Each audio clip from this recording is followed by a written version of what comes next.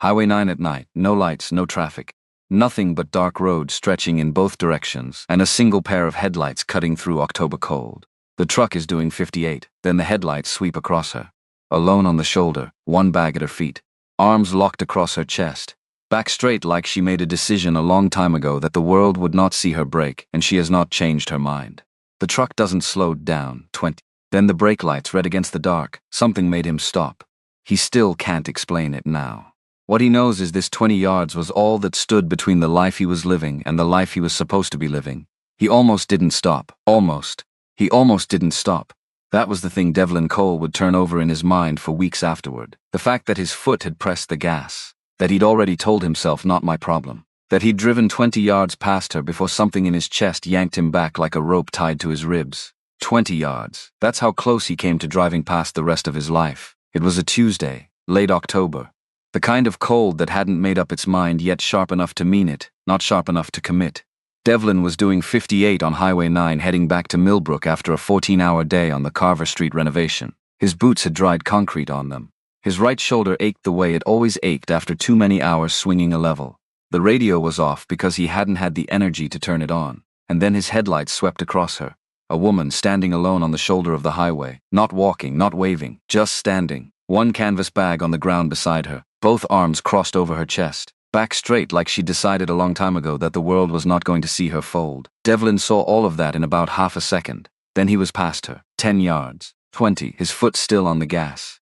Not my problem, except his foot came off the gas anyway, and his eyes went to the rearview mirror, and she was still standing there, getting smaller in the dark. A woman alone on a highway at 11 o'clock at night, with a bag at her feet in a car that had its hood propped open and a thin ribbon of steam still curling up into the October air. He hit the brakes, pulled to the shoulder, sat there with the engine running for a moment, hands on the wheel. Not nervous exactly, careful. He'd learned to be careful about things that looked like they needed fixing. Sometimes you reached in to help and the whole thing collapsed on you. But he got out anyway. The cold hit him clean.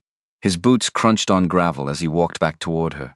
He kept his hands visible at his sides the way his father had taught him. You show people you're safe before you say a word, especially out here, especially at night. She heard him coming. Of course she did. She turned fast. One hand shot into the pocket of her jacket, shoulders squared like she was bracing for something.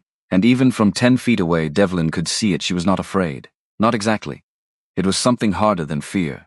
The look of a woman who had learned that strangers don't stop for nothing, and had already run the calculation about what this one probably wanted. I'm fine, she said, flat, final. Like the conversation was already over. Devlin stopped walking, kept his hands where she could see them, like she'd expected more of an argument. Like she'd expected more of, he said. I said I'm fine, you did. He nodded slowly.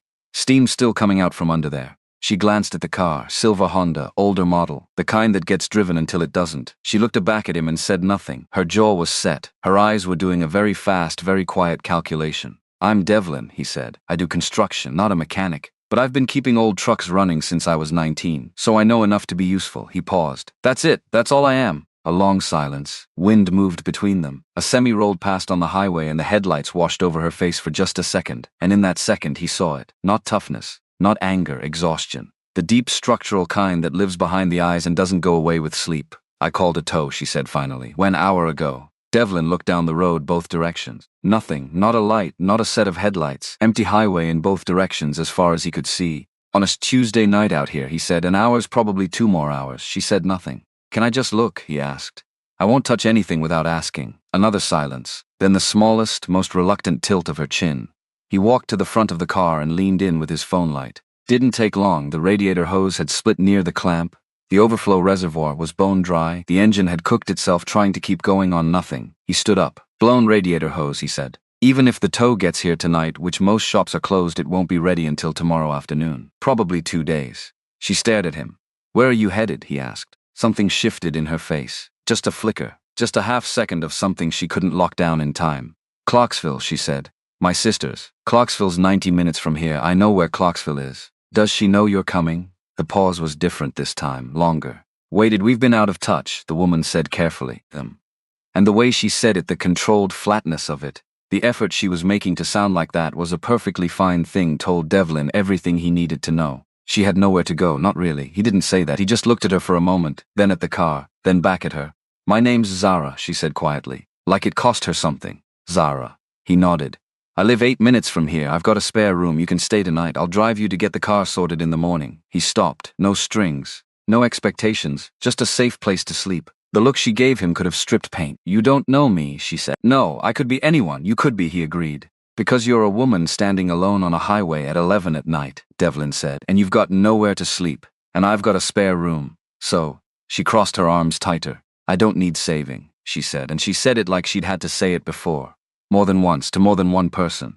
I'm not trying to save you, Devlin said. I'm trying to give you a place to sleep. There's a difference. She didn't answer right away. She turned and looked at her car, then at the road, then at him, really looked at him.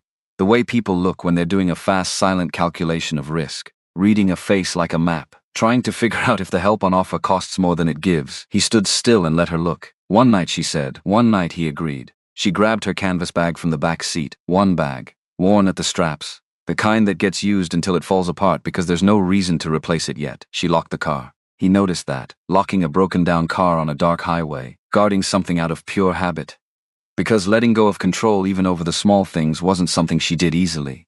They walked to his truck. He opened the passenger door. She got in without a word, pulled the bag onto her lap, looked straight ahead through the windshield. He got in, started the engine, pulled onto the road.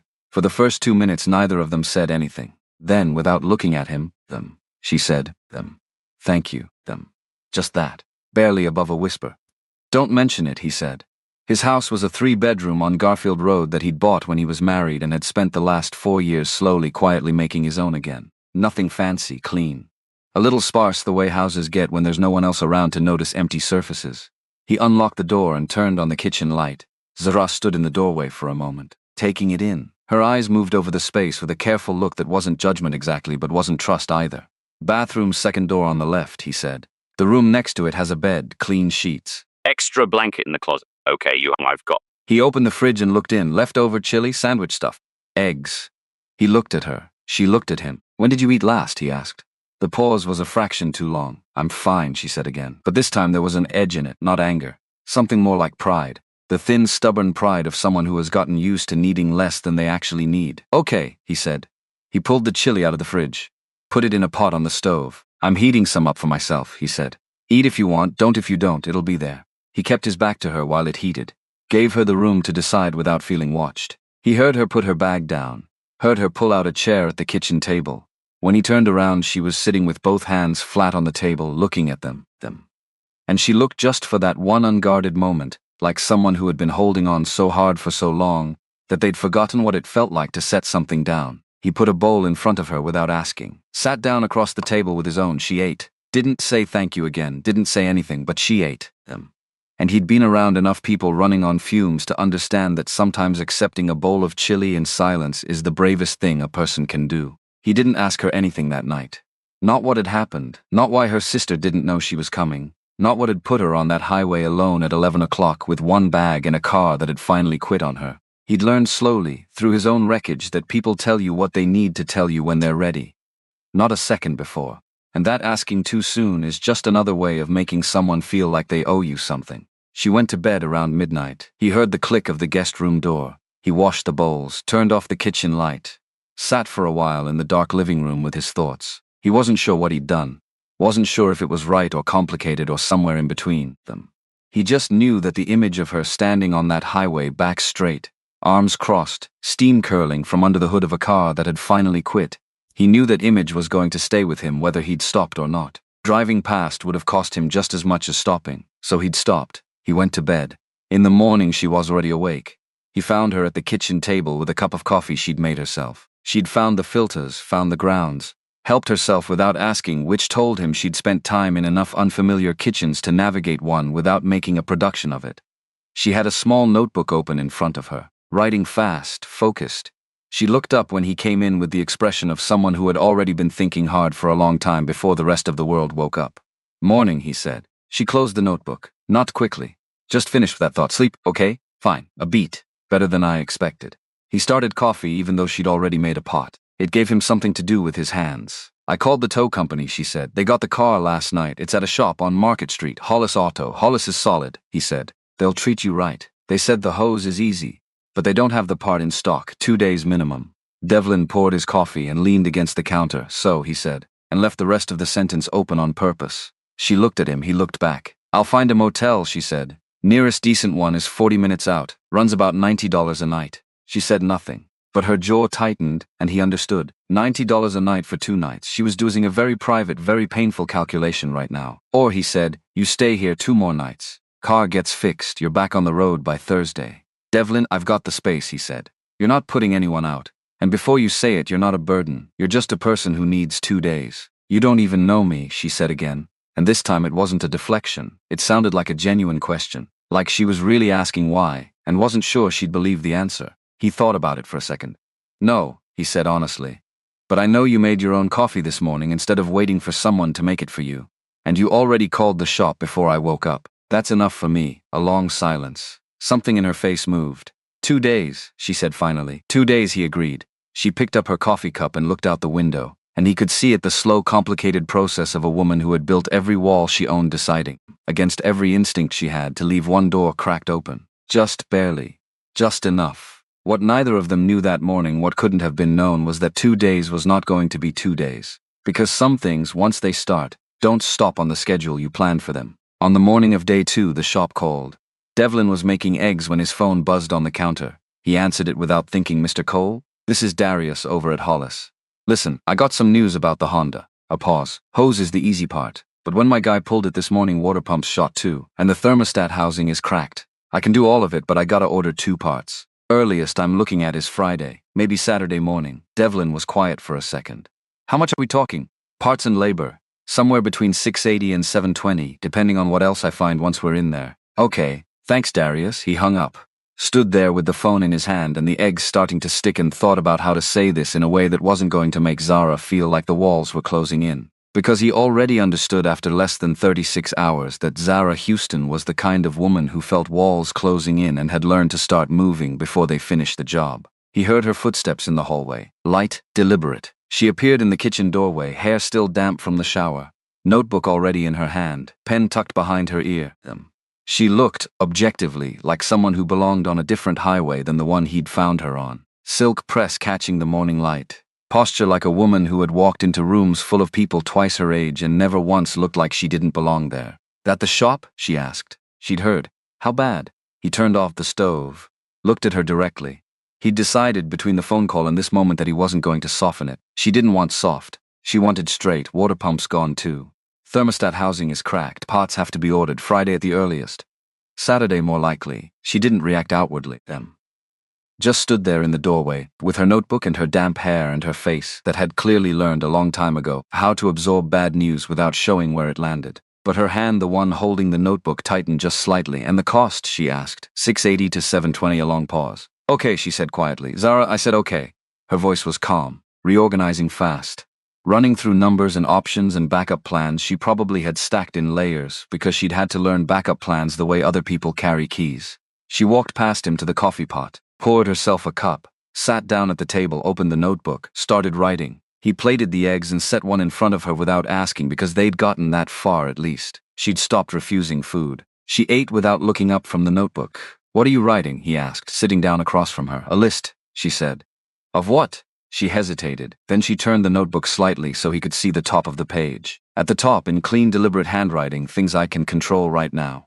Underneath, "Find work here or nearby. Calculate minimum days needed. Do not panic." He read it upside down without commenting. "That's a good list," he said. Something in her expression relaxed. Barely, but it did. "I make lists," she said. I make lists. It helps me think. Nothing wrong with that. My ex used to say it was obsessive." Devlin picked up his fork. "Your ex sounds like someone who didn't understand the difference between obsessive and prepared." She looked at him for a moment. Then she almost smiled. It didn't quite make it all the way, but it tried. She looked back down at her notebook. "I'm going to find work today," she said. "Temp agencies, something local, anything to get moving again." "I've got a half day on a job this morning," Devlin said. "I can drop you in town on my way, pick you up after." "You don't have to." "I drive through town to get to the site," he said. "It's not out of my way." She studied him. That calculation happening again behind her eyes. The one she ran every time he offered something, checking for the cost, looking for the fine print. "Okay," she said finally. It was getting easier for her to say that word. He noticed. Didn't mention it. They ate the rest of breakfast in a silence that was, for the first time, almost comfortable. Almost. He dropped her in front of the Millbrook Public Library at 9:15 Tuesday morning. She'd asked for the library, specifically computers, she said. Job applications, agency listings. She got out of the truck with her canvas bag over one shoulder. Then she turned back, hand on the door. Devlin. Yeah. She seemed to be picking her words with unusual care. When I get my situation sorted, when I have money and the car is running, I'm going to pay you back for everything. Every meal, the room, all of it. He looked at her steadily. You don't owe me anything. That's not how I work, she said. And there was no flexibility in it. It was the sentence of someone who had made their terms with the world and did not intend to renegotiate. Okay, he said. We can talk about it when we get there. She held his gaze for one more second. Then she closed the door and walked toward the library without looking back. He drove to the job site thinking about that sentence. That's not how I work. He understood it in his bones. His father had been the same way. Paid every debt whether it was documented or not. Believed that owing something to someone was a specific kind of weight that honest people don't carry lightly. He hadn't expected to recognize something so particular in a woman he'd known for less than 2 days. By Thursday, quietly, without ceremony, without either of them naming it, the 2-day arrangement had become a week. She had applied for 11 jobs by Thursday evening. She showed him the list. Not because he'd asked, but she'd gotten into the habit of processing things out loud at the kitchen table, and he'd gotten into the habit of being there when she did. 2 callbacks, she said. One from a property management company, one from an accounting firm on the north side of Millbrook. She paused. Both are real possibilities. Not offers yet. Those are solid, he said. There's also a temp placement here in town. Data entry, 40 hours a week. She wrote something in the notebook. It's not what I want long term, but it's income. It's income, he agreed. She looked down at the notebook, then back up. Something in her face had gone careful. What made you leave your last job, he asked, gently. Not pressing, just leaving the door open. She was quiet for a long moment. I was a senior accountant, she said, at a mid-sized logistics company, private. My manager asked me to sign off on a quarterly report that had numbers in it I knew were wrong. She stopped. Not by accident, intentionally wrong. Structured to make the company look more solvent than it was for an investor meeting. Devlin said nothing. He let her keep going. I told him I couldn't sign it. He told me I didn't understand the bigger picture. I told him I understood it fine. She set the pen down. 3 weeks later, they restructured my department and eliminated my position. She said it flat. Clean, no cushioning, just the facts.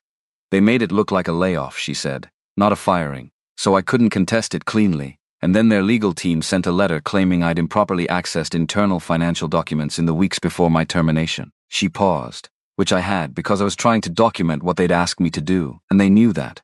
So they froze your accounts, Devlin said quietly. She looked at him. That's how they do it, he said. Make it expensive for you to fight. Yes, she said, that's exactly how they do it. She picked up the pen again. I had savings, she said. I had enough. And then the legal hold hit and everything went sideways faster than I planned for. And I was trying to get to Simone's before. She stopped. Before I ran out of options. He looked at her for a moment. How long had it been going wrong? Longer than I admitted to myself, she said. And something in the way she said it, the particular honesty of it, the willingness to put that on herself too, told him more about Zara Houston than anything she'd said directly. He got up and washed the dinner dishes. Didn't say another word about it that night. Friday morning arrived with a phone call Devlin had not seen coming. His brother Calvin. Devlin was on the back porch with his coffee when the phone rang. He answered it the way you answer calls from family already slightly braced. Mama said you've got a woman staying at your place, Calvin said, before Devlin had finished saying hello. Devlin sat down on the porch step. Her name is Zara. Her car broke down. She's been staying in the guest room while it gets fixed. How long? Going on a week. A pause. The kind that means Calvin was doing math. Dev, his brother's voice shifted. Lower. More careful. You know the Eastbrook project? The commercial renovation? Yeah. Henderson Group is making a decision next month on whether to bring in a secondary contractor. I put your name in. It's the biggest opportunity that's come through this county in 3 years. Devlin felt something shift in his stomach. The Eastbrook project. He knew what that contract would mean. 2 years of steady work. Enough to hire 3 more guys. Enough to stop running everything so lean. I'm telling you this, Calvin said, because the Henderson people are careful about who they partner with. Very careful. And if they go looking into your business and find out you've got a woman with an active legal dispute staying under your roof, Calvin. I'm serious, Devlin. This could... I hear you, Devlin said. His voice was even. Quiet. But I need you to hear me too. She's a person in a difficult situation because she tried to do the right thing at her job and got punished for it. That's the whole story. And I'm not putting her out because of how it might look. Silence on Calvin's end. The contract matters, Devlin said. I know it matters. But what you're asking me to do also matters. And Calvin exhaled. I'm not asking you to be cold about it, he said finally. I'm just asking you to think. I have thought, Devlin said. Another silence. Then all right, just be careful. They hung up. Devlin sat on the porch step for a long time after that. The morning was cool and quiet, a cardinal somewhere in the neighbor's oak tree, the sound of a truck going past on the street. He thought about the Eastbrook contract. He thought about what it would cost him to walk away from it because of a woman he'd met a week ago on a dark highway. He thought about whether that would be the right call. And then he thought about the way she'd sat at his kitchen table on the first night with both hands flat on the wood, and looked at them like a woman who had been holding on for so long she'd forgotten what it felt like to set something down. He went inside and made more coffee. That afternoon, Zara came home from the library with two things: a callback confirmation from the temp agency for a data entry placement starting Monday, and a grocery bag she'd bought with what appeared to be her last $20 of accessible cash before the account freeze hit. She set the groceries on the counter without announcing them. "I'm making dinner tonight," she said. Statement. He looked at the bag. Looked at her. Looked at the bag again. "Okay," he said. She cooked like someone who had learned in a kitchen where nothing went to waste. Efficient. Deliberate. The smells that came off that stove in the next 45 minutes were nothing like anything Devlin had made in 4 years of bachelor cooking. He stood in the kitchen doorway at one point just breathing it in. "You didn't have to do this," he said. "I know," she said, not looking up from the stove. "My grandmother used to say a good meal was the most honest thing one person could give another." A pause. "I believe her." He thought about that. "She was right," he said. Zara looked over her shoulder at him, and this time the almost smile made it all the way. It was the first time he'd seen her actually smile. Not politely, not carefully. Actually full enough that the corner of her eye creased, full enough to change the whole shape of her face, full enough to make Devlin feel something shift in his chest that he wasn't quite ready to name yet. He stored that away somewhere and did not think too hard about why. They ate at the kitchen table. She had the notebook beside her plate the way some people keep their phone. He'd stopped noticing it. It was just part of how she moved through the world, like an external hard drive. A place to put the things her mind was working on so she didn't have to hold them all at once. "The temp placement pays $16.50 an hour," she said between bites. 40 hours a week. First check in 2 weeks. "That works," he said. "Car repair. 1 month expenses buffer. Legal fund." She tapped the notebook. "If I'm careful, and I'm always careful, I can be in my own place in 5 weeks. 6 at the outside." He nodded. "That's a solid plan," he said. She looked at him. "You're not going to argue." "Why would I argue?" She seemed to consider that. Most people would say something like "don't rush" or "take your time" or "you don't need me to tell you to take your time," Devlin said. "You've got a plan. It's a good plan. I'm not going to get in the way of a good plan." Something crossed her face. Quick. Not easy to read. She looked back down at her plate. 6 weeks, she said again, like she was confirming it to herself as much as to him. 6 weeks, he said. What neither of them said, what neither of them was ready to say, was that 6 weeks sounded in that kitchen with the food going warm between them and the evening light going gold through the window, like a very short amount of time. Later that night, after the dishes were done, Devlin's phone buzzed on the counter. Brett Washington. He stepped outside to take it. "How's it going over there?" Brett asked. "Fine," Devlin said. "Just fine? What do you want, Brett?" "I want you to tell me honestly how it's going with the woman." Devlin leaned against the porch railing, looked out at the dark yard. "She's getting back on her feet. Temp job starting Monday. Car should be done tomorrow." "That's not what I asked. It's what I've got." Devlin. Brett's voice had that weight to it. The weight that meant he'd already made up his mind what was happening and was just waiting for confirmation. "How many mornings have you had coffee together?" Devlin said nothing. "How many times did she cook this week?" "Brett, I'm asking because you sound like yourself," Brett said. "For the first time in about 4 years, you sound like yourself. And I want to know who I'm supposed to thank for that." The sentence landed harder than Devlin was prepared for. He sat with it. "It's not like that," he said. But even as he said it, he was aware that it sounded less certain than it had 60 seconds ago. "She leaving soon?" Brett asked. "When she's got enough to go. And how do you feel about that?" A long silence. "Fine," Devlin said. Brett let the silence run out on his end too. Then he said, "You're a terrible liar. You know that. Good night, Brett. Call me when you figure it out." He hung up. Devlin stood on the porch for a solid 5 minutes staring at nothing in particular. The neighbor's oak tree, the orange glow of the streetlight at the corner. Then he went inside. Zara was at the kitchen table, notebook open, pen moving. She looked up when he came in and something on his face must have shifted because she studied him for a moment. "You okay?" she asked. "Yeah," he said. "I'm good." She looked at him a second longer than necessary, like she wasn't entirely sure she believed him. But she'd decided to let him have it. "Leftover cornbread on the stove if you want it," she said. "Thanks." He sat down across from her. She went back to her notebook.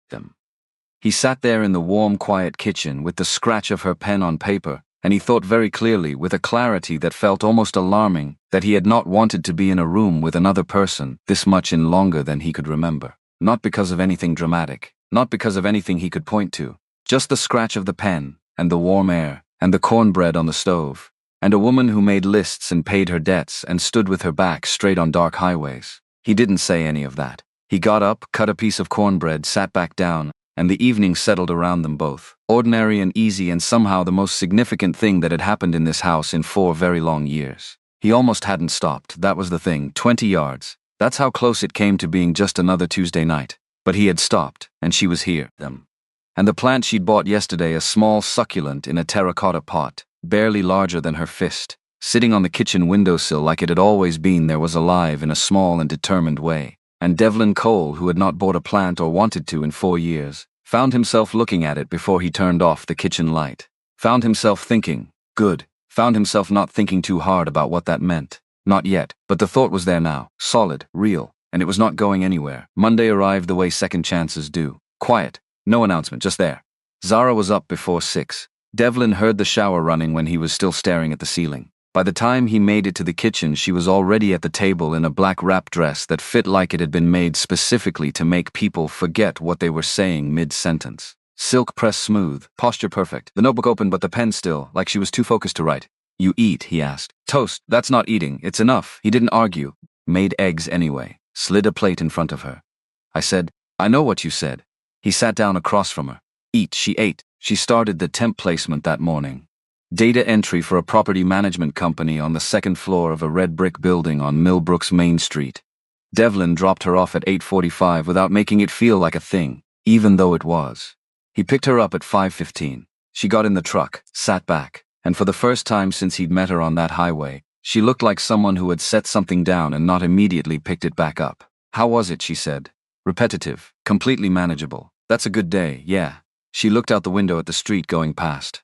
Yeah, it really is. He didn't say anything else. Let her have it.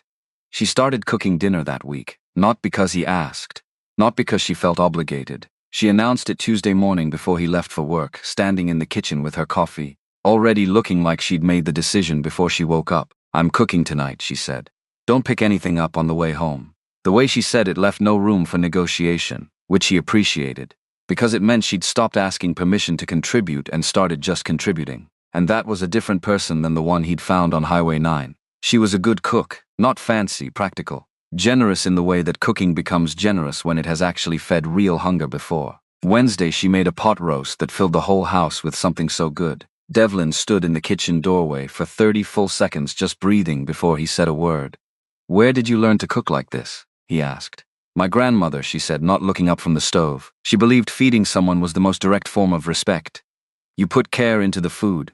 The food carries it across the table. A pause. She said everything else is just performance. He thought about that for a long time. She sounds like she was something, he said. Zara looked over her shoulder at him. Something warm moved across her face. She was everything, she said. By the end of week 2, something had shifted in the house. Nothing dramatic, nothing announced. Just the air had changed quality. The silences between them had changed quality. They were still careful with each other. Still polite in the particular way of two people who understand they are sharing a space that belongs to only one of them. But the politeness had gotten easier, less like a performance, more like a habit they'd both stopped thinking about them.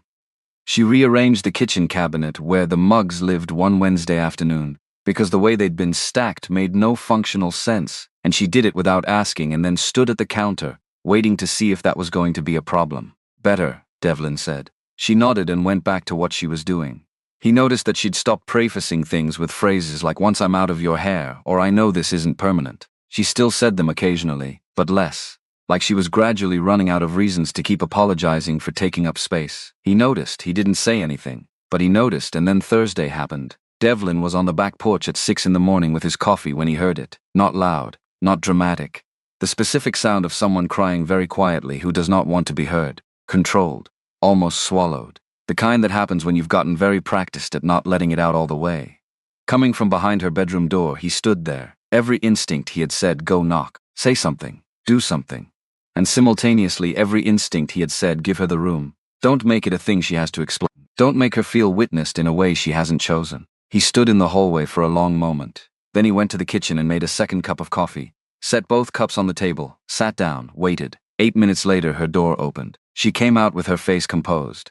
Hair done, notebook in her hand, and she stopped when she saw him at the table with 2 cups of coffee and immediately understood what it meant. For just a second, half a second, her composure cracked open all the way. Then she sat down across from him and wrapped both hands around the coffee cup. "You don't have to talk about it," he said. "I know," she said. A long pause. "I called Simone last night," she said. He didn't say anything. He waited. We talked for almost 2 hours. Her voice was careful, even, costing her something to maintain. We said things that should have been said 2 years ago. At the end she stopped. At the end she said she was glad I called. A beat. "I didn't know what to do with that," she said. "I still don't." "That sounds like a really hard conversation," he said. "I didn't sleep after. No. I imagine her coffee. I thought I'd feel better, and instead I just felt everything. All at once." She paused. "I didn't expect that." "That's what happens," he said quietly. "When you've been carrying something a long time. When you finally set it down, your arms hurt worse than when you were holding it." She looked at him. Really looked at him. The way she did when something he said reached somewhere she hadn't expected. "That's exactly what it feels like," she said. "Yeah," he said. "I know." She seemed to notice something in the way he said it, the weight underneath. She looked at him a moment longer. Then she looked down at her coffee and didn't ask. Because she could hear it wasn't his morning to explain them. And that restraint, that understanding that some things don't belong to you, just because someone almost said them, told him more about Zara Houston than anything she'd said out loud. That afternoon, Devlin called Brett. Brett picked up on the second ring. "Talk to me," Brett said. "She called her sister last night," Devlin said. "Cry, didn't want me to hear." A pause and I made 2 cups of coffee and waited. Another pause. Longer. "Dev," Brett said. "Don't! I'm just going to say. I know what you're going to say. Then let me say it." Brett's voice was level. Honest the way it always was when he decided something mattered. "How many mornings has it been now?" Devlin said nothing. "You sound like yourself," Brett said. "You know that? Like the version of you that existed before everything went sideways. And I'm noticing that and asking questions about the woman who seems to be the reason for it." The sentence landed harder than Devlin was prepared for. He sat with it. "It's not like that," he said. But even as he said it, he was aware that it sounded less certain than it had 60 seconds ago. "She leaving soon?" Brett asked. 5 weeks, 4. "And how do you feel about that?" A very long silence. "Fine," Devlin said. Brett let the silence go all the way out. "Then you're a terrible liar, you know that. Goodbye, Devlin. Don't hang up." But Brett hung up. Devlin sat in his truck in the driveway of the job site for 5 solid minutes staring at the steering wheel. Then he got out, went back to work. Because there was nothing else to do with the feeling that had just settled in his chest like a stone he hadn't known, was there until someone pointed at it. That evening at dinner, they talked about small things. Her day, his work. A bid he was putting together for a storage facility renovation on the east side of town. And somewhere between the food and the dishes he became aware that the silence between their sentences had changed quality again. It had gotten comfortable, genuinely comfortable. The kind that only develops between people who have stopped needing to fill it. And that was the thing that scared him. Not her, not the situation, the comfort, the ease of it, the way the house felt different with her in it. Not crowded, not complicated, fuller. More like itself, like she had always been supposed to be here, and the house had just been waiting for someone to point that out. He didn't say anything about it. He washed the dishes and she dried them, and they talked about something small. And he laughed at something she said and she laughed at something he said, and it was so ordinary, so easy. It felt, paradoxically, like the most significant thing that had happened in this house in 4 years. Later, he lay in the dark in his room and stared at the ceiling and thought about Brett's question. "How do you feel about that?" He didn't have an answer yet, but he understood for the first time that the question was real, that it was going to need an answer. That 4 weeks was not going to be nearly enough time to figure out what that answer was. Week 3. Nobody announced it. Nobody sat down and talked about the timeline. One day just folded into the next until the number stopped mattering and something else started mattering more. Zara got her first paycheck on a Friday. She came home from work that evening and set an envelope on the kitchen table in front of Devlin without a word. He looked at it. Looked at her. "What's this?" "$150, she said, toward groceries and whatever the room would cost somewhere else. "Zara, pick that up, please," she said it quietly. Directly, not a polite please, a structural one. The please of someone who needs this one thing in order to stay standing. Who has built the entire next section of their survival on the ability to give something back instead of only taking. He picked up the envelope. "Thank you," he said. She exhaled, like she'd been holding that breath since Monday. "I've been looking at apartments," she said, sitting down. She opened the notebook to a page dense with notes. 3 units in Millbrook in my range, 1 on Sycamore, 1 above the hardware store on Main, 1 on the east side near the temp office. He looked at the list, then at her. "I'm always busy," she said. I used to be busy surviving, now I'm busy planning. She paused on that word, like she was trying it on. Planning feels different. Different how? Surviving means you're always looking behind you, she said. Planning means you're looking forward. Another pause. I forgot what forward looked like. He didn't say anything to that, but it stayed with him all evening, the quiet weight of it. The way she'd said it, like she was reporting facts rather than describing something that should have broken her. Saturday morning she had an appointment to look at the Sycamore Street unit. She asked if he could drive her since the Honda was still at Hollis. He said of course. Drove her there and waited in the truck while she went in. She was inside for 21 minutes. He knew because he checked the clock when she went in and again when she came out. She got in the truck and put her seatbelt on and looked through the windshield. Well, he said. It's fine, she said. It's clean. Landlord seems straightforward. It's in my range. Fine, good, or fine, tolerable. She was quiet for a second. It smells like old carpet, she said, and the kitchen window faces a brick wall. He started the truck. You don't sound excited, he said. I'm practical, she said. Not excited. Excited is for people who haven't been surprised by how wrong things can go. He pulled out of the parking spot. You're allowed to want something that feels like more than fine, Zara. She looked at him sharply, like he'd said something that landed somewhere unexpected. I know that, she said, but she said it like someone who was only beginning to believe it. They drove back in a silence that wasn't uncomfortable, them. The kind that happens when both people are thinking about the same thing from different angles, and neither one has figured out how to be the first to say it out loud.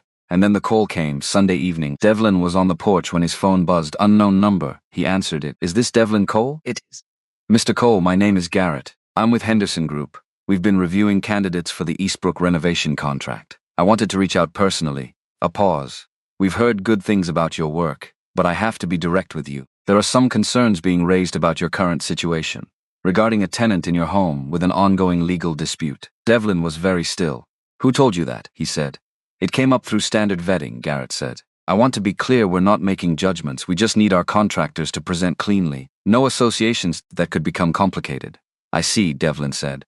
We'd love to move forward with you, Mr. Cole. You just need to clarify the situation. Resolve it in a way that keeps things straightforward on your end. He knew what resolve it meant. I'll call you back, Devlin said. He hung up, sat on the porch for a very long time. The night was cool. The neighbor's oak tree was moving in the wind. He thought about the Eastbrook contract, what it would mean. 2 years of steady work, 3 new hires. The difference between running lean and running right.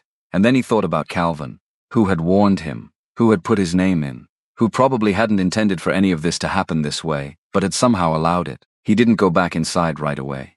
He sat with it, the whole complicated weight of it. Then he went inside. Zara was at the kitchen table, notebook open. She looked up when he walked in, and something on his face must have been different because she frowned slightly. You okay? She asked. Yeah, he said. Fine. She looked at him a second longer than necessary, like she wasn't entirely sure she believed him. Dinner's on the stove, she said. 20 minutes. He sat down at the table across from her. She went back to her notebook. He sat there in the warm, quiet kitchen with the smell of food in the air and the scratch of her pen on paper, and he thought very clearly with a clarity that felt almost alarming. I don't want this to end. Not when the car's paid off. Not when she finds an apartment. Not when her situation is stable and she no longer needs this house. He didn't say it. He wasn't ready to say it. He wasn't even sure what saying it would mean. But the thought was there now. Solid, real, not going anywhere. He called Calvin the next morning, early, before the job site, sitting in the truck in his own driveway. Calvin picked up on the third ring. Henderson Group called me, Devlin said. A pause. Dev, I need to know if you had anything to do with that. Another pause. Longer. I didn't tell them to call you, Calvin said carefully. I may have mentioned something to someone about the situation. I thought it was just conversation. I didn't think it would go. Calvin, I'm trying to protect you. From what? Devlin said. From a woman who is getting herself back on her feet in my guest room. From the right thing. From a decision that could cost you a contract worth. I know what it's worth, Devlin said. His voice was quiet. Even. But it had an edge in it now, and I need you to hear me. I'm not making this decision based on how it looks. I'm making it based on what's right. Silence. You always were like this, Calvin said finally. And he didn't sound angry anymore. He sounded something closer to resigned. Even when we were kids. Couldn't walk past something wrong. That's not a bad thing to be, Devlin said. A beat. No, Calvin said quietly. I suppose it's not. They hung up. Devlin sat in the truck another minute. Then he went inside and told Zara he had a job to get to. He did not mention the phone call, not yet. That evening, Deshawn showed up. Devlin didn't know who he was at first. He pulled up to the house at 6:40 to find a man standing at the base of the porch steps. Tall, well-dressed, the kind of man who wore his money quietly and knew exactly what effect he had when he stood still. Devlin parked, got out, walked toward the porch. The man turned, nodded. I'm looking for Zara Houston. He, Devlin said. Deshaun Graves. He said it like the name was supposed to mean something. I'm an old friend. Old friend. Devlin registered the way he said it. Not like a friend. Like someone who had decided to rebrand something more complicated into something that sounded harmless. She's not home yet, Devlin said. You can wait out front. He went inside. He was in the kitchen when he heard Zara's car pull up, heard the door, heard her footsteps on the porch step, and then a pause, a very specific pause. The kind that means you've seen something you didn't expect. Then her voice coming through the screen door, controlled, careful. Deshaun said. The man's voice was warm, too warm. The warmth of someone who has practiced. You look good, you always look good. What are you doing here? I heard things got rough for you, wanted to check in. That's it. How did you know where I was? A pause. Simone meant she didn't. Zara said. Flat. Try again. Devlin stayed in the kitchen himself. But he wasn't going to go far either. I've been worried about you, Deshaun said. You know you don't have to be going through this alone. I'm not alone. You're staying in some man's house, Z. That's none of your business. You know what I'm saying? His voice had shifted, just slightly, lower. You don't have to do it like this. You could come back. We could. Sean, her voice cut clean, no heat, no anger, just absolute. I'm going to say this once, very clearly. There is nothing to come back to. There never was. What I thought we had was a version you let me believe in until it was convenient to stop, and I'm not interested in revisiting it. Zara, go home, she said. Another silence, then footsteps down the porch steps. A car door, an engine. Devlin counted to 10 after the sound disappeared. Then Zara came inside. She walked straight to the kitchen, set her bag down, stood at the counter with both hands flat on the surface and her back to him for about 15 seconds. Then she turned around. Her face was composed, her eyes were very bright, her chin was up. I know you heard that, she said. I was in the kitchen, he said. That was my ex, she said. Deshaun Graves. We were together for a year and a half. She said it clean, direct, like pulling a splinter. He found out I was in trouble and came to offer to fix it, which is how he operates. He finds people in trouble and becomes indispensable to them. And then one day you look up and you realize you've stopped making decisions on your own and everything in your life runs through him. Devlin said nothing. He waited. I almost let it happen again, she said. Standing out there, her voice didn't waver. I felt it, the pull of it. Someone who knows my name. Someone who isn't a stranger. She stopped, and then I remembered what indispensable actually cost me the first time. She looked at him directly. I'm telling you this, she said, because you deserve to know who just stood on your porch. And because she stopped again. Because I'm trying to practice saying things instead of filing them away. Something shifted in Devlin's chest. You did good out there, he said quietly. She looked at him for a long moment. I know, she said. I just down. She sat down at the kitchen table, opened the notebook, didn't write anything. Just held the pen. He made tea, set a mug in front of her. She looked at it, looked at him. You always do that, she said. Do what? Just know what to do, without asking. He sat down across from her. I spent a long time not knowing what to do, he said. I got better at paying attention. She looked at him for a moment. Who left who? She asked. Quiet, real. In your marriage, he thought about that. It was mutual, he said. In the way that some things are mutual. We got to the edge together. Just took turns deciding to jump. Do you regret it? No, he said, and meant it.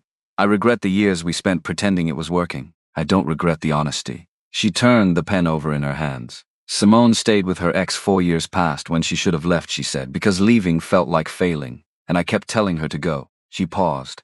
And then I turned around and stayed in something I knew wasn't right because I'd confused being needed with being loved. She looked at the mug. It took me a long time to see the difference, she said. It takes most people a long time, he said. She nodded, picked up the mug, held it in both hands. Deshaun showing up today, she said. It reminded me what it felt like. That particular kind of help that makes you smaller while it's helping you. She looked at Devlin. Whatever this is, it's different. He held her gaze. I know, he said. I'm not used to different, she said. I know that too. She almost smiled. Not quite, but close. The next morning, Devlin got a call from his foreman, Pete. Dev, I need you on the Hensley site before you do anything else. The electrical subcontractor flagged something last night. Inspectors coming at 8. Devlin was halfway out the door with his coffee. I've got the Eastbrook proposal review at 9, Pete. I know. But if you're not here before the inspector, we're looking at a shutdown. A week in the doorway. He looked at his keys, his coffee, his phone. Ran 3 calculations in about 5 seconds. Then he called the Eastbrook contact and rescheduled for Friday. He hated doing it. He did it anyway. He was back through the kitchen, grabbing his work folder when Zara looked up from the table where she was eating toast and reading something on her phone. She'd seen the whole thing. The phone calls, the pivot, the face he made when he had to reschedule something he'd been building toward for weeks. Go, she said. Just that.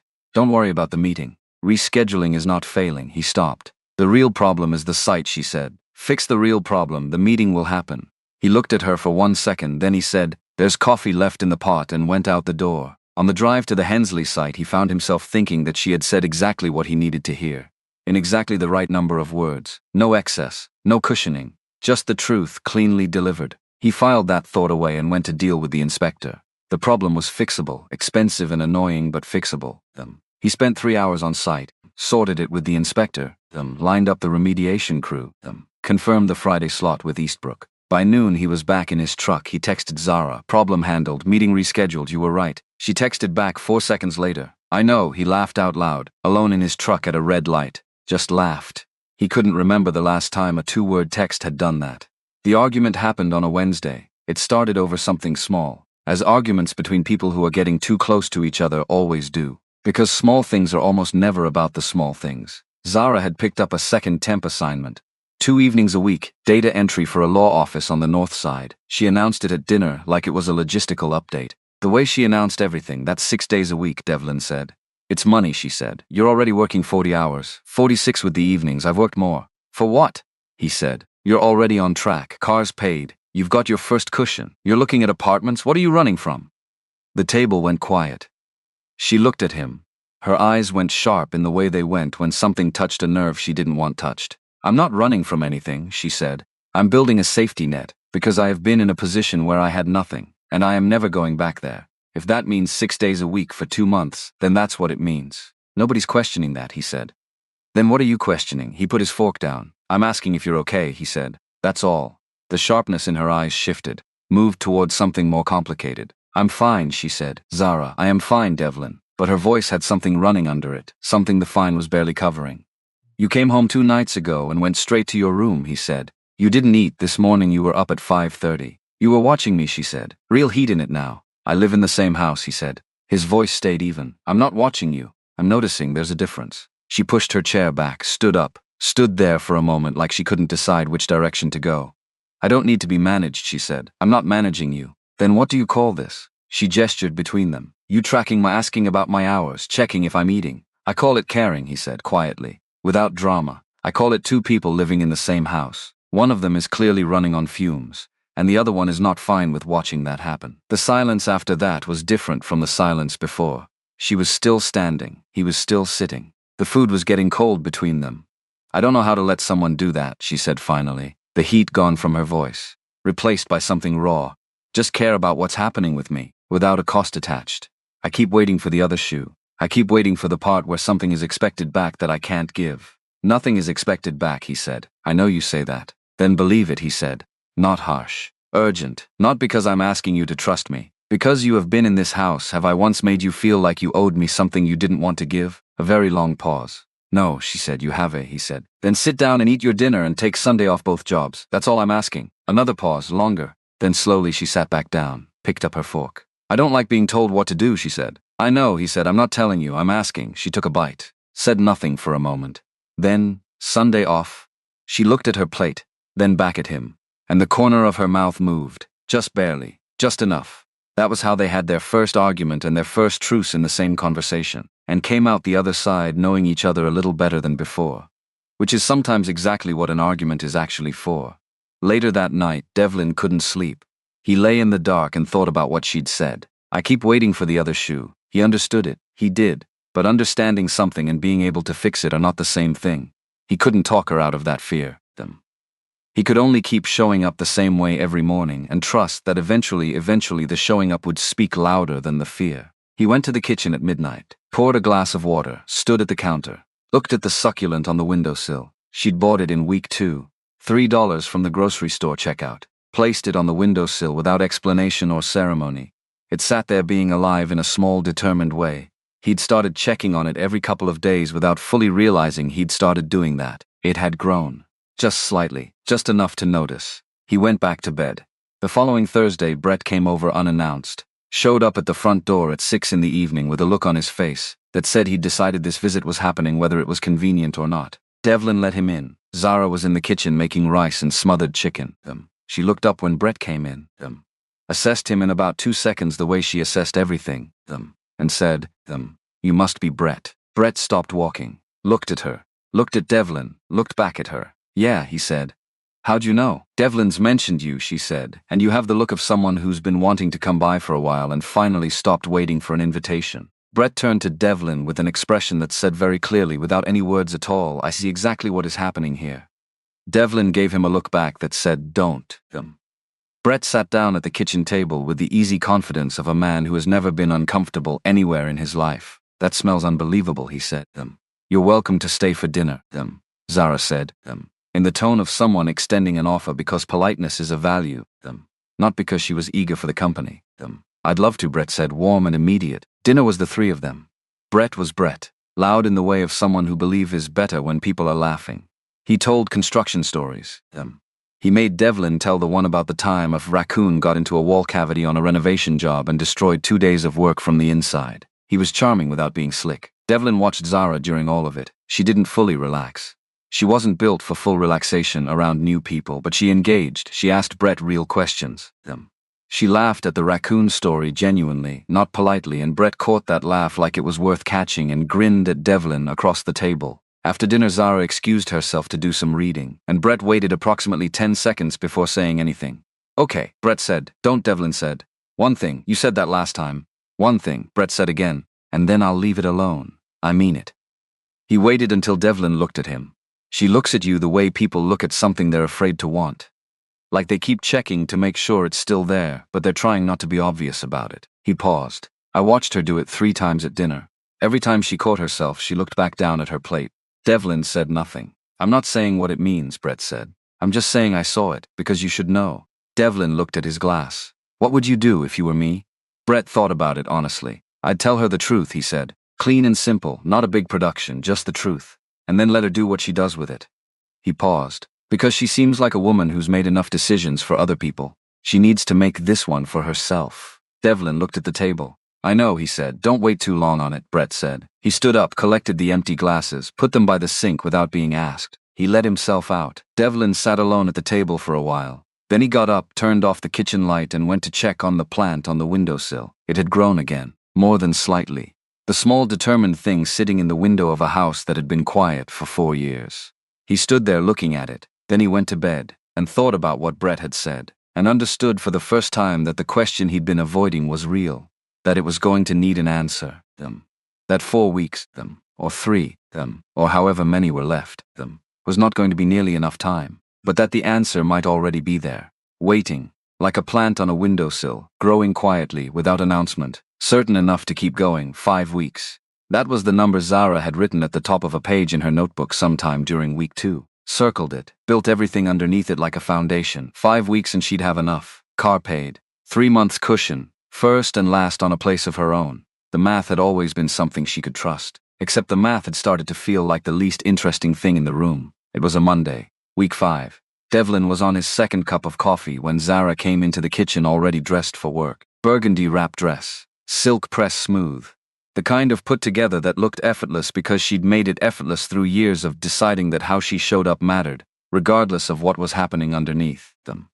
She moved through the kitchen the way she'd been moving through it for weeks now, not like a guest, not like someone measuring how much space she was allowed to take, like someone who knew where the mugs lived, because she'd reorganized them, like someone who knew the back left burner ran hot, because she'd learned it. Like someone who knew to leave the small light over the stove on at night because she'd mentioned once, very casually, that she sometimes got up for water in the dark. And Devlin had started leaving it on without making a decision about it. It had just become a thing he did, every night, without thinking. The smallest thing in the house, and somehow the most honest. I heard back about the Sycamore unit, she said, pouring her coffee. He looked up from the counter. Landlord rented it to someone else, she said. I waited too long. You okay with that? She thought about it, actually thought about it. Not the reflexive fine she'd deployed like a shield for the first 2 weeks. The real kind of thinking. The kind that took a second. I think so, she said. I think I wasn't going to take it anyway. He didn't push, let it sit. There's another unit on Delaney Street, she said. I'm looking at it Thursday. Good location, he said. 6 minutes from the agency office. Even better. She sat down across from him with her coffee, opened the notebook. The page she turned to was dense with her handwriting, columns of figures and notes she'd been building for days. He'd stopped trying not to notice the notebook a long time ago. It was like trying not to notice the weather. It was just part of how she moved through the world, and he'd come to understand that it wasn't a barrier. It was how she processed being alive. They finished their coffee. She went to work. He went to work, and the day moved the way days had been moving lately. Ordinary on the outside, something else underneath. Something neither of them had named yet. The way you can feel pressure change before rain arrives. He found out about the Eastbrook proposal on a Tuesday afternoon. He hadn't been looking for it. He came home from a supply run and opened his laptop to pull up the Henderson Group portal. He'd been checking the pre-qualification status for 2 weeks, and he saw it. The resubmission timestamp, 3 weeks ago. 11:47 at night. He hadn't resubmitted anything at 11:47 at night 3 weeks ago. He sat at the kitchen table and opened the file, pulled up the version that had gone through, went straight to the financial capacity section, the one he'd wrestled with for a week because the format never looked quite right to him, but he couldn't figure out why. It was reformatted. Clean, precise, structured in a way his original wasn't. The numbers were all his. The logic was all his. But the presentation had been rebuilt from the ground up into something that looked like it had been done by someone who knew exactly what the Henderson Group's reviewers needed to see. He sat there for a long time, thinking about the nights Zara had stayed up late at the kitchen table, him walking through, seeing her notebook open, assuming she was working on her own things. Her own job applications, her own plans. She'd just also been fixing his, without a word. He heard her key in the door at 5:40. She came in, set her bag down by the door the way she always did now, and walked into the kitchen. She stopped when she saw his face. He turned the laptop to face her. She looked at the screen again. "You found it," she said. "Resubmitted at 11:47, he said. 3 weeks ago." She sat down, slowly. Like she'd been expecting this conversation for a while and had decided not to run from it. "I saw your original file on the table one night when you were working on it," she said. "You left it open when you went to get coffee. I recognized the Henderson Group's reporting format. I worked with contractors who pitched to them at my old company. I knew the structure you'd used was going to get flagged in the first review, so you fixed it. I reformatted the financial capacity section and resubmitted through the portal. You had the login saved in the browser." She paused. "I should have asked before using it. I'm sorry for that part." He was quiet. "Why didn't you tell me?" he said. She looked at her hands on the table, then at him. "Because I didn't want it to become a transaction," she said. "You help me, I help you. Tally kept. Score balanced." She shook her head. "I've been in situations where every favor gets entered into a ledger, where help is always the first line of a debt. I didn't want this to be that. I didn't want you to feel like I was trying to even something out." He looked at her for a moment. "So you just did it," he said. "I saw a problem I knew how to fix," she said. "So I fixed it." "Zara," he said, "that submission might have saved the contract." She pressed her lips together. "You earned that contract," she said. "I just cleared the path." He let that sit for a moment. Then he leaned back in his chair and looked at her the way he did when he was about to say something he'd been holding for a while. "You know what I've been thinking about," he said. She waited. "The night on Highway 9, he said. "I've gone back to it 100 times. Not the moment I stopped, the 20 yards before, when I'd already told myself not my problem, when I had every reason to keep going and I was going." He paused. "Something made me hit the brakes that I still can't explain." She was very still. "I think it was this," he said. "Whatever this has been, I think some part of me already knew it was out here, and I couldn't drive past it." Her jaw tightened, just slightly. "That's," she started. "I know how it sounds," he said. "No." Her voice was quiet. "That's not what I was going to say." She looked at the table, then back at him. "I was going to say that's the most honest thing anyone has said to me in a very long time, and I'm still figuring out what to do with it." "You don't have to do anything with it right now," he said. "I'm not asking you to." She reached into her bag, pulled out the notebook, found a page near the back and slid it across the table to him. He looked at it. Not like the early lists, not the careful, desperate accounting of a woman managing a crisis. This one had a different quality. Looser handwriting. Space between the lines. Like it had been written by someone who wasn't in a hurry for the first time in a long time. At the top it said, "The list that replaced the other list. Job permanent, secured, car paid, running, savings 3 months, legal hold resolved, Simone dinner next month." And at the bottom of the page, circled twice, "Figure out what's happening with Devlin. No longer a question." He read that last line twice, looked up. She was watching him with the clear, direct expression she used when she decided to be completely honest and was letting it land wherever it landed. "No longer a question," he said. "No longer a question," she said. He looked at her. "So what's the answer?" She didn't hesitate. "That I want to see where this goes," she said, without running from it, without rushing it into something with a label before it's ready for one. "Just forward. At whatever pace makes sense." She held his gaze. "I've spent a long time either holding things too tight or letting go too fast. I want to try the middle. With someone I actually trust." He let that settle. "I can do the middle," he said. "I know you can," she said. "That's why I'm saying it to you and not someone else." The pot on the stove had been simmering the whole time. She got up to check it. He got 2 glasses from the cabinet, and they made dinner together the way they'd been making dinner for weeks without naming what it was. The kitchen was warm. The evening settled in around them.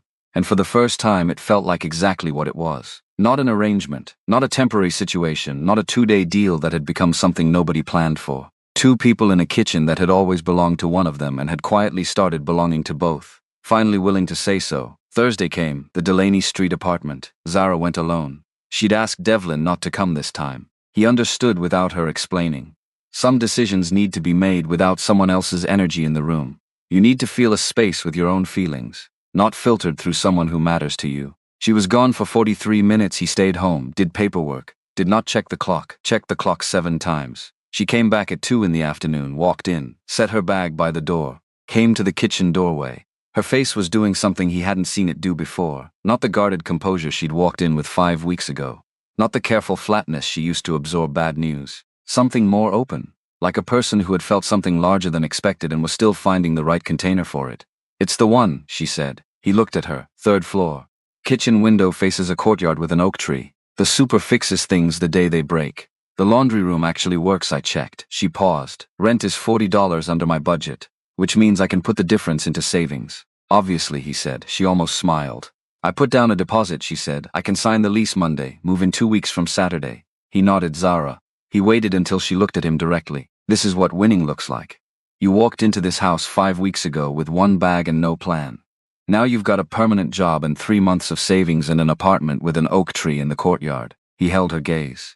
I'm not going to be sad about watching you win. Her jaw worked. She looked down at her bag, back at him. Moving into that apartment doesn't feel like leaving, she said carefully. It feels like the next part, like the story isn't ending. She met his eyes, just changing shape. I know, he said.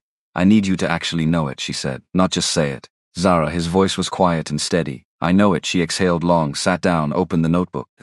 And they talked about small things for a while. The apartment, the oak tree, whether the courtyard got morning light or afternoon light, which she had already determined was afternoon because she'd stood in it and checked. Of course she had.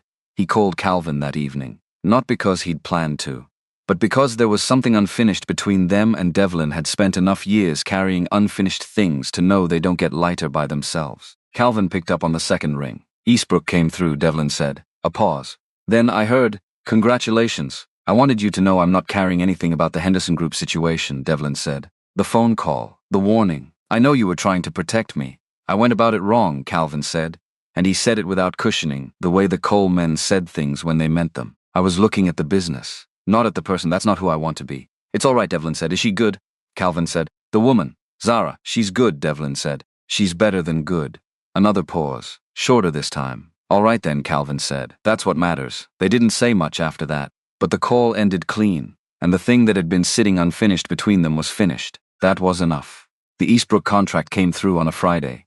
Devlin got the call at 7 in the morning, standing in the kitchen in his work boots with coffee going cold on the counter. When he hung up, he stood there for 10 full seconds just holding the phone, feeling the weight of it. 2 years of work pointing at this. 2 years of running lean and building towards something and hoping the build was headed somewhere real. Then he turned around. Zara was in the doorway, reading his face the way she'd gotten very good at reading his face, something that had happened so gradually he hadn't noticed it happening until it was already completely true. You got it, a question. I got it, he said. She crossed the kitchen in 4 steps and hugged him. Fast, firm, both arms. The kind of hug that doesn't negotiate them. And then she stepped back just slightly, just enough to look at him, and he caught her hand before she could fully retreat. Thank you, he said. For the proposal, for the morning of the inspection, for the text, for all of it. She looked at their hands, then at him. You did the work, she said. Yeah, he said, but you made it easier to show up for it. She didn't deflect, didn't qualify, didn't fold the moment into something smaller than it was. She stood there and let it be true. Congratulations, Devlin, she said, and she meant every syllable. He squeezed her hand once.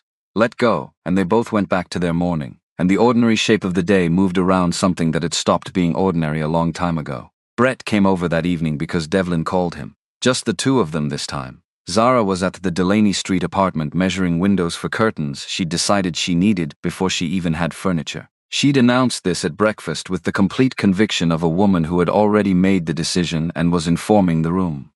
Devlin opened the bottle he'd been keeping in the back of the cabinet since his last birthday, poured 2 glasses, sat down across from Brett at the kitchen table. Brett raised his glass. Eastbrook, Devlin said. They drank.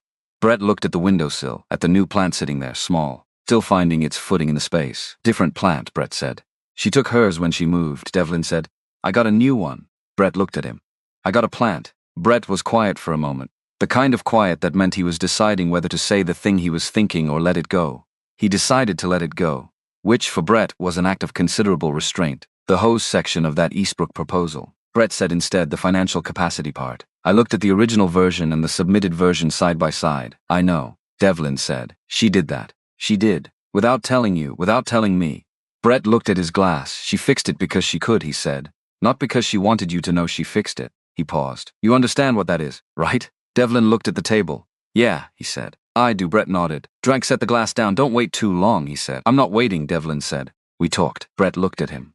Yeah, Brett smiled. Not a big smile, the quiet kind. The kind that means something landed where it was supposed to. Good, he said.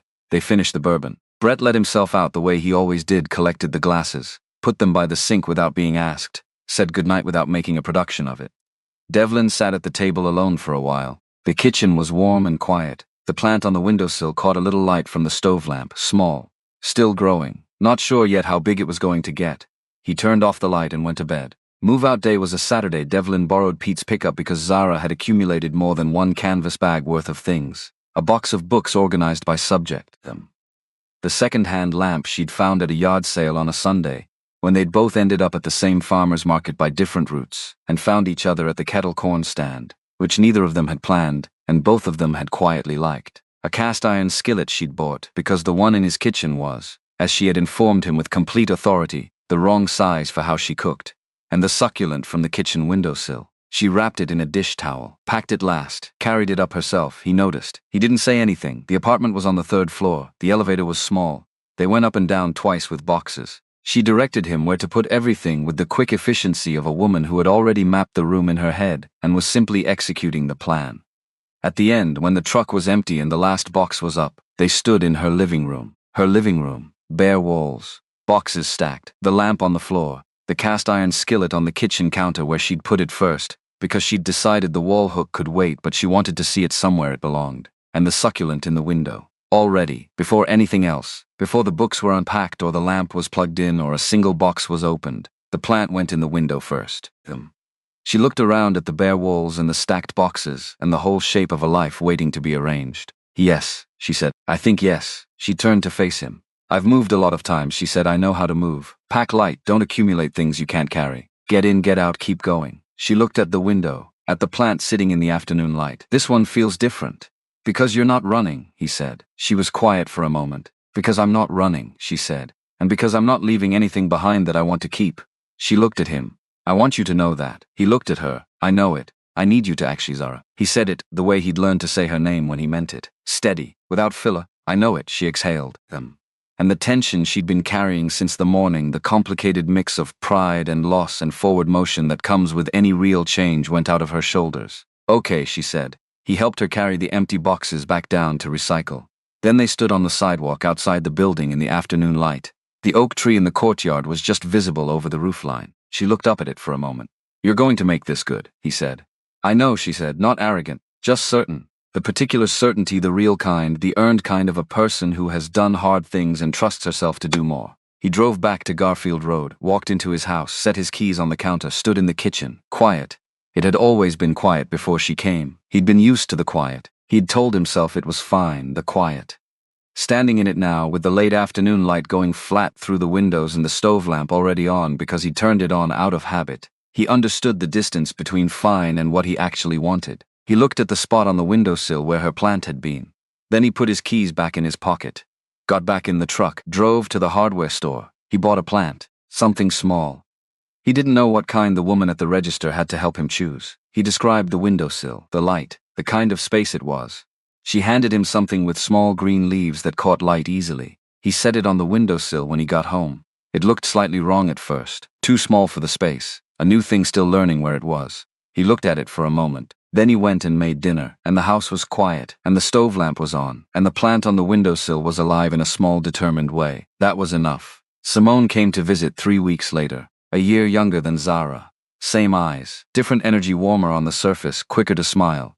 But she'd been carrying something for 2 years and you could see it in the way she moved. Careful, like someone still deciding it was okay to set something heavy down. Dinner was at Zara's apartment. Zara had cooked them.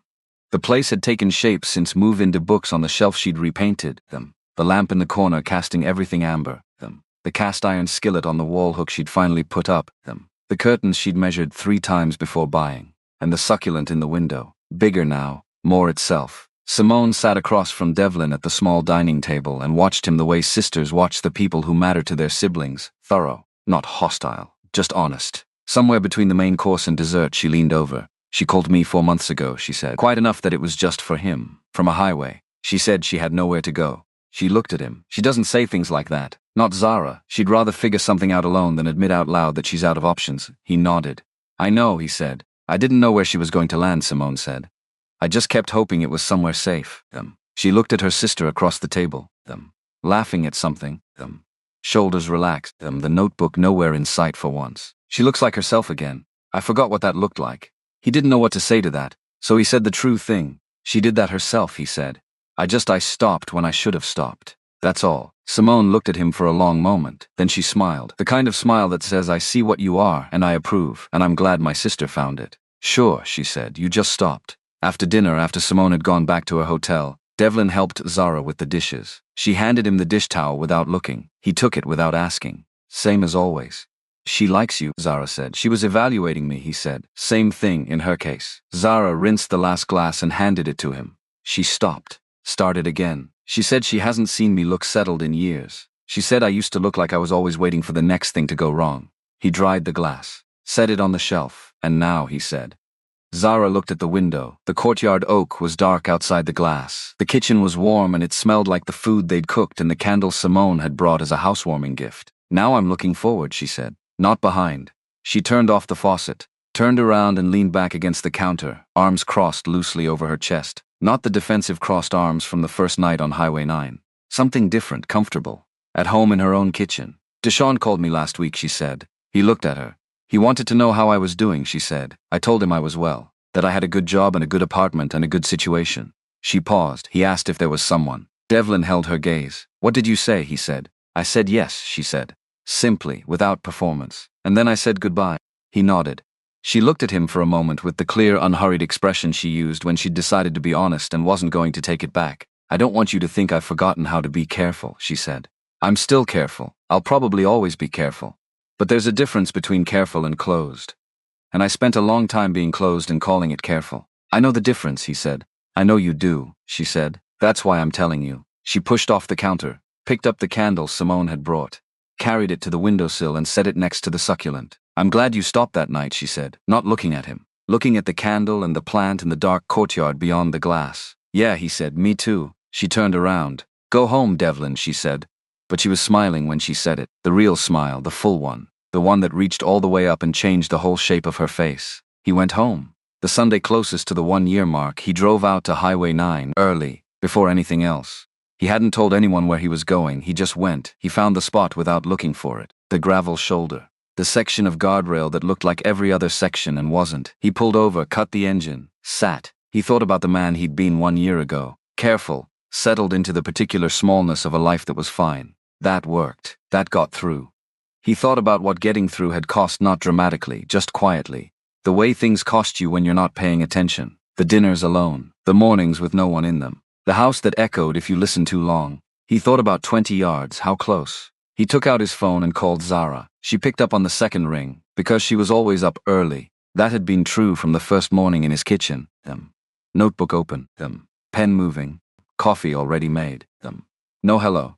Highway 9, he said. The spot. A pause. Oh, she said softly. Yeah, you okay? More than okay, he said. I just wanted to be here for a minute. Think about it.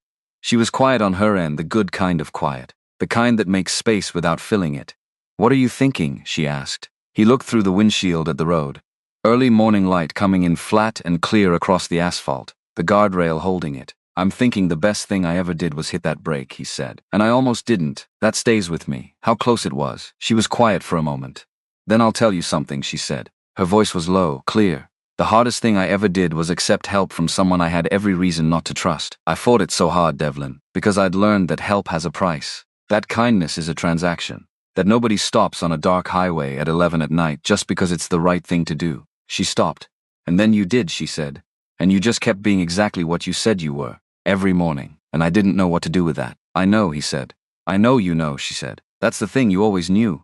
You just waited. He looked at the road, at the exact stretch of asphalt where his headlights had swept across her, the shoulder where she'd stood, back straight, arms crossed over her chest, a woman who had decided the world was not going to see her fold. I didn't wait, he said. I just kept showing up. That's all I did. That's everything, she said.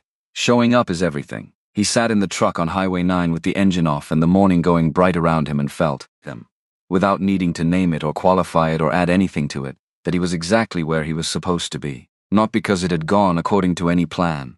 There had never been a plan. Not because everything had been easy.